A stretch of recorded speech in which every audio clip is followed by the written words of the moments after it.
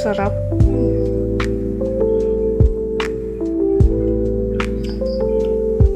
Creamy siya, pero kuwan sa tamis. Mas nirabaw yung tapioca.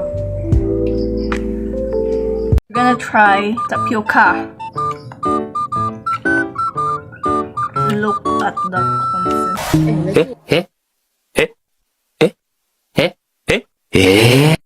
Masarap siya pag pag malamig. Walang sugar rin. Pero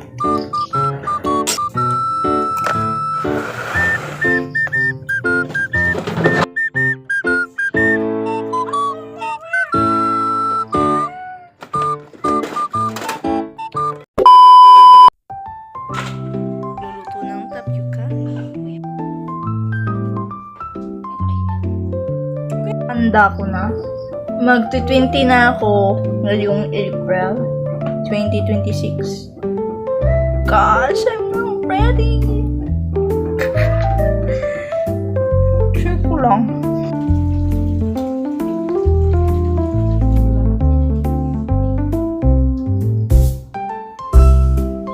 Diba parang ang ganda ko maging housewife? Wow! Eme, baka nga. Siguro magiging kapitbahay na ako. Parang ang ganda ko maging yana. Ang ganda-ganda. Nakakasilaw. Diba ang ganda? Basta ang aking laman. Sobrang luma na ng aming ref. By the way, ito lang yung laman. Isang golden oats. Paubos na. At ito is biscuit. I mean tapioca pala yan guys. Tapioca. Meron tayong isda and fries. At ito. Lagay lang natin dyan at palamigin. Ayan. Tapos na yung tour. Bye-bye! Much yung nagastos mo sa ribbon na hair? Ay. Ipakita mo sa kanila. Ganun mo. Ayan. 1.5 yan guys. At saka yung face, yung skincare, how much?